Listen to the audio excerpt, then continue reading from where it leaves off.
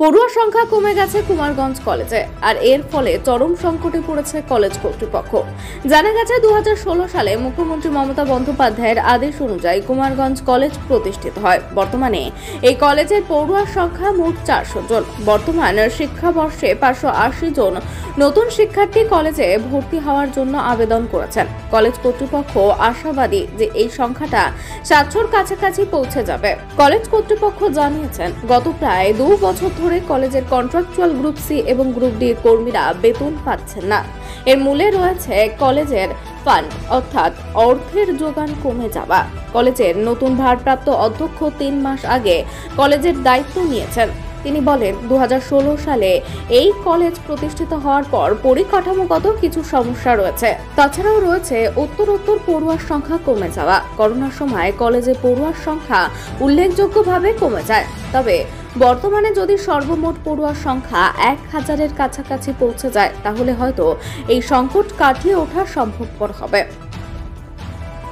এ বিষয়ে কলেজের জমিদাতা তথা গ্রুপ সির শিক্ষাকর্মী অনুজ কুমার সরকার সাংবাদিকদের মুখোমুখি হয়ে জানান, কুমারগঞ্জ কলেজ মাননীয় মুখ্যমন্ত্রী মমতা বন্দ্যোপাধ্যায়ের নির্দেশক্রমে 2016 সালে তার পথ চলা শুরু করে। প্রথমে এই কলেজ 2 বছর কুমারগঞ্জ উচ্চ বিদ্যালয়ে হয়েছে, কারণ তখন কলেজের কোনো স্থায়ী ভবন ছিল না। তারপর ধীরে ধীরে কলেজের নতুন ভবন নির্মাণের কাজ শুরু হয় এবং 2018 সালে নতুন ভবনে কলেজের কাজ স্থানান্তরিত হয়। 400 জন পড়ুয়াদের নিয়ে এই কলেজ প্রথম শুরু হয়েছিল। তারপর নিয়ম মেনে তৎকালীন কলেজ পরিচালন কমিটির সভাপতি উজ্জ্বল কুমার বসাক মোট 16 জন গ্রুপ সি এবং গ্রুপ ডির কর্মী নিয়োগ করার জন্য পদক্ষেপ গ্রহণ করেন। লিখিত এবং মৌখিক পরীক্ষার মাধ্যমে এই সকল কর্মী নিয়োগ করা হয় এবং যথাযথ নিয়ম মেনে এই নিয়োগ প্রক্রিয়া হয়েছিল।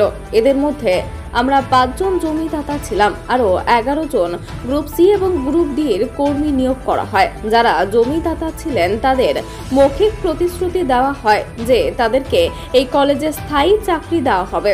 তবে 2016 সাল থেকে 2018 সাল পর্যন্ত আমরা নিয়মিত বেতন পেয়েছি, কারণ কলেজের ফান্ডের কোনো সমস্যা ছিল না।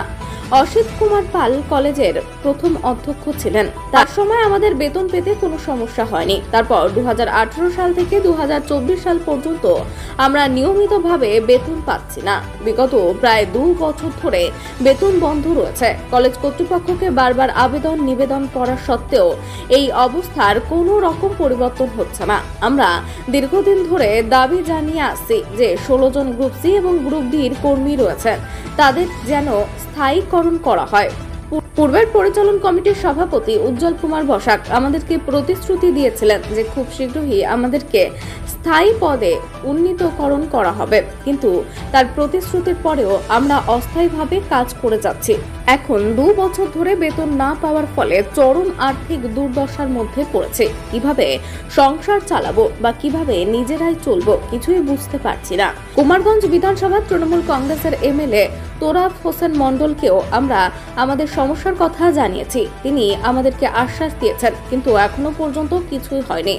আমরা সাংবাদিকদের মাধ্যমে মুখ্যমন্ত্রী মমতা বন্দ্যোপাধ্যায়, শিক্ষামন্ত্রী ব্রাতক বসু এবং সর্বভারতীয় তৃণমূল কংগ্রেসের সাধারণ সম্পাদক অভিষেক বন্দ্যোপাধ্যায়ের কাছে অনুরোধ জানাচ্ছি যে আমাদের বিষয়টা দেখা হোক।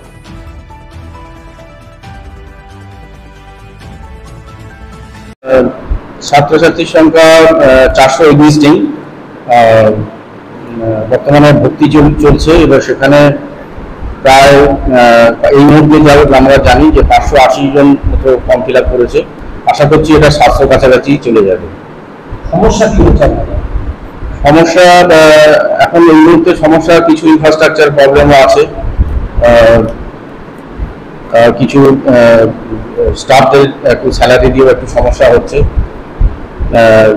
লকডাউনে একটু আমাদের স্টুডেন্ট সংখ্যা কমে যাওয়ায় ফান্ড ভ্যালুটা আমাদের কমে যায়, যার ফলে ওরা যেহেতু কন্ট্রাকচুয়ালে ছিল গ্রুপ সিডি, ওনাদের স্যালারি দিতে একটু সেই কারণে সমস্যা হচ্ছিল। তো যদি আশা করছি যদি আমাদের এই বর্তমান শিক্ষাবর্ষে যদি ছাত্র সংখ্যা যদি বেড়ে যায়, 1000-এর কাছে যদি পৌঁছে যায়, তাহলে হয়তো আমরা একটা স্যালারি দেওয়ার ব্যবস্থা করতে পারবো।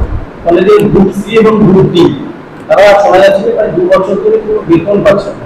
এরা কিভাবে নিযুক্ত হয়েছিল এবং কেন বেতন পাচ্ছে? এদের বর্তমানে এখন ব্যাপারটা হলো আমি 3 মাস হলো জয়েন করেছি। তো এর আগে যিনি ছিলেন প্রেসিডেন্ট স্যার, উনি এমএলএ স্যার ছিলেন, প্রেসিডেন্ট স্যার ছিলেন, উনি এগুলো দেখেছিলেন। রিক্রুটমেন্ট কিভাবে হয়েছিল আমি অতটা কিছু জানি না, তবে 2016 সালে কলেজের এস্টাবলিশমেন্ট, তারপরে এনারা ফেজে ফেজে ঢুকেছেন 16 জন টোটাল গ্রুপ সিডি স্টাফ। এটা গভর্নমেন্ট নমিনেটেড নয়, কন্ট্রাকচুয়াল। তো সেটাই এখন আমাদের সবকিছু ডিপেন্ড করছে আমাদের ফান্ড ভ্যালুর উপর। যে ফান্ড ভ্যালু যদি থাকে আমরা অবশ্যই স্যালারি দিতে পারবো। এটা কি কলেজে তো পরে থাক, বেতন তো পাই না 16-17 মাস 18 মাস হলো, সেগুলো ঠিক আছে।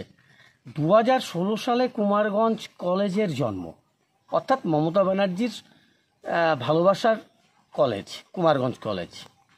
তো 2016 সালে যখন কুমারগঞ্জ কলেজ জন্ম হয়, তারপর থেকে গেস্ট লেকচারার নিয়োগ হয়। নিয়োগ হওয়ার পর কুমারগঞ্জ হাই স্কুলেই ক্লাস চলছিল, বিল্ডিংয়ের কাজ শুরু হয়েছিল, বিল্ডিং হচ্ছিল। 2016 থেকে 2018 সাল কি কারণে বা কি জন্য আমাদের নেওয়া হয়নি, সি এবং ডি গ্রুপ নেওয়া হয়নি, তা এখনও আমরা অধরা। 2 বছর কোনো রিক্রুট হয়নি সি এবং ডি এর। 2018 সালে তখনকার যে কলেজের প্রেসিডেন্ট ছিল মান্যবর শ্রী উজ্জ্বল বসাক, সে 2018 সালে নিয়োগ প্রক্রিয়ার মাধ্যমে এবং সুষ্ঠুভাবে নিয়োগ প্রক্রিয়া, লিখিত প্রক্রিয়া অর্থাৎ রিটেন হলো, তারপরে রিটেনে পাস করার পর ভাইভা হলো। হওয়ার পর 2018 সালের শেষের দিকে আমরা কলেজে জয়েন করলাম। তার মধ্যে আমরা 5 জন ছিলাম জমিদাতা, ডোনার। আমাদেরকে রিক্রুটের আগে বলা হয়েছিল যে জমি দান করার পরবর্তীতে মৌখিক প্রতিশ্রুতি যে আমাদের একটা চাকরি দেবে। সে মৌখিক প্রতিশ্রুতি তো গেলই। তারপরে 2018-তে রিক্রুট হলো। রিক্রুট হওয়ার পর 16 জন স্টাফ রিক্রুট হলো। কুমারগঞ্জ কলেজের তখন স্ট্রেংথ ছিল, স্টুডেন্ট সংখ্যা ছিল 300, 350, 400ই হলো, কিন্তু আমাদের 16 জন স্টাফকে নিয়োগ করলো। এবার এই 16 জন স্টাফ নিয়ে কুমারগঞ্জ কলেজ বিল্ডিংয়ে অর্থাৎ নতুন বিল্ডিংয়ে ক্লাস শুরু হলো। টিআইসি তৎকালীন ছিল অসিত পাল, চলছে। তখন বেতন ঠিকঠাক হচ্ছে, কলেজের ফান্ডে টাকা আছে, সবাইকে বেতন দিচ্ছে। দীর্ঘ 18 থেকে আজকে 24, 6 বছর এখনও সিডি এর কোনো আমরা পার্মানেন্টের সলিউশন পেলাম না। আমরা ডোনার তো 5 জন আছি, সে ব্যতীত মানে তা ব্যতীতও যে 11 জন আছে, তারাও কোনো এখনও অনিশ্চয়তার মধ্যে দিন কাটাচ্ছি। দীর্ঘ 18 থেকে 24 সাল। এখন বর্তমানে যেটা দেখা যাচ্ছে আর্থিক সংকট, মানে আমরা বেতন পাচ্ছি না। তাহলে সেই দিক থেকে সিডি কিন্তু আমরা একটা অনিশ্চয়তার মধ্যে চলে যাচ্ছি। আমরা হাজারবার রিকোয়েস্ট করেছি, অনুরোধ করেছি আমাদের প্রেসিডেন্টকে, এখন বিধায়ক আমাদের শ্রী মান্যবর শ্রীযুক্ত তোরাফ হোসেন মণ্ডল, আমাদের ম্যানেজিং কমিটির সদস্য রয়েছে গণেশবাবু, তাদেরকে হাজারবার আমরা অনুরোধ করেছি আমাদেরটা দেখুন। তারাও বলেছে দেখছি। লোকসভার আগে পর্যন্ত বলছি, লোকসভার পরেও এখনও লোকসভায় 1 মাস হয়ে গেছে, 1.5 মাস হয়ে গেছে প্রায়, কিন্তু এখনও কিছু সমস্যার সমাধান হয়নি। এখনও জানি না 18 সাল থেকে 24 সাল, আমার বর্তমান বয়স হয়তো 40 পেরিয়ে গেছে, কবে হবে তা নিয়ে এখনও অনিশ্চয়তার মধ্যে দিন কাটছে। কি চাইছেন আপনারা? আমি চাইছি যে আমার বয়স তো প্রায় শেষের দিকে, চাকরি পেলেও আর 10-15 বছর চাকরি করব। মমতা ব্যানার্জির কাছে অনুরোধ, এই বার্তা পাঠাচ্ছি এই ভিডিওর মাধ্যমে বা এই সংবাদের মাধ্যমে, যে মমতা ব্যানার্জি, অভিষেক ব্যানার্জি আমাদের এই ব্যাপারটা দেখুন। পার্থ বসু যে আমাদের শিক্ষামন্ত্রী আছে, আমাদের এই সি এবং ডি এ গ্রুপটা ব্যাপারটা দেখুন। আমাদের প্রেসিডেন্টকে বারবার আমরা অনুরোধ করেছি, কিচ্ছু লাভ হয়নি আমাদের এখনও। আমরা এখন বেতনও পাই না, আর বেতন না পেলে কলেজের সাথে যাবো কি আর করবো কি, আমাদের সংসার চালাবো কি, এটাও জানিয়েছি যে আমাদের একটা সংসার চালাতে হয়। এই তো আমাদের অনুরোধ, আমাদেরকে একটা ব্যবস্থা করা হোক, এটাই। আপনার নামটা বলবেন? আমি অনুজ কুমার সরকার, কুমারগঞ্জ।